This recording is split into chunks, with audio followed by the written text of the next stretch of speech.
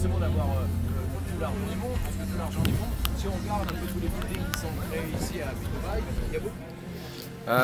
Bonjour les amis, je suis donc avec Cédric Journiot qui est un spécialiste de la méditation, notamment sur internet et aussi en face à face, puisque tu accompagnes des groupes, etc. Absolument. On est ensemble là, pour l'instant à Dubaï sur un séminaire organisé par un ami. Absolument. Et j'avais envie de te poser une question, parce qu'on se retrouve en général beaucoup dans des séminaires ou dans des clubs d'affaires. C'est quoi le meilleur conseil que tu donnerais pour faire du networking? Pourquoi faire du networking?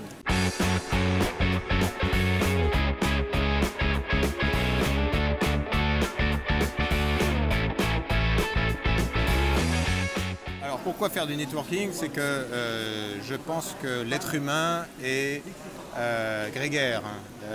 On ne peut pas faire de choses tout seul, pas de grandes choses dans tous les cas.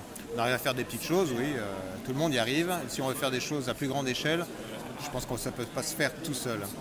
Le meilleur conseil, c'est d'être soi-même, de ne pas être calculateur. C'est-à-dire que quand j'avais 19 ans, je me suis intéressé notamment aux ouvrages de Carnegie, Comment se faire des amis par exemple, sur lequel on a plutôt tendance à s'orienter vers faire du networking utile.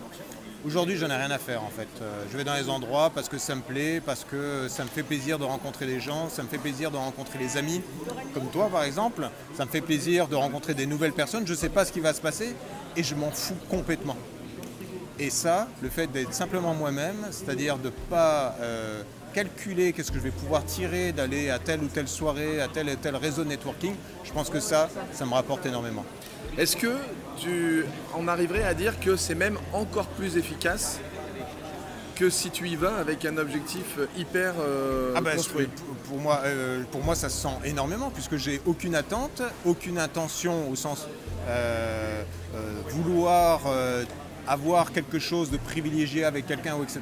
S'il y a des choses à faire, si on a du business à faire ensemble, très bien. Si on a de l'amitié à faire ensemble, très bien. Si on a de l'amour à faire ensemble, très bien. Tout est welcome.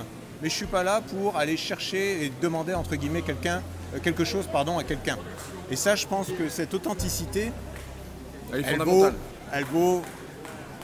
elle est essentielle dans la relation humaine. C'est même pas que ça vaut quelque chose, c'est la base de la relation humaine. L'authenticité, la vérité.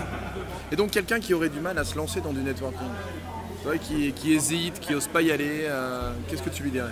Y aller avec un copain ou une copine. D'accord. Voilà, ça fait chier d'aller tout seul ou on ne se sent pas à l'aise, on trouve quelqu'un avec qui aller parce que déjà, j'ose pas trop. Au moins on a quelqu'un à qui se confier pour dire comme quoi on a la trouille et finalement peut-être qu'on a un petit peu plus d'assurance pour pouvoir y aller. Okay. Tu sais, c'est comme quand on est enfant, ouais. Quand on a peur de traverser une pièce noire, qu'est-ce qu'on fait? On y va avec son frère, sa sœur ou son copain. Et ça nous donne du courage pour y aller. Allez-y, parce que derrière la porte, derrière la chambre noire, vous allez découvrir des beaux secrets. Merci Cédric. Ciao, à plus. À bientôt, ciao.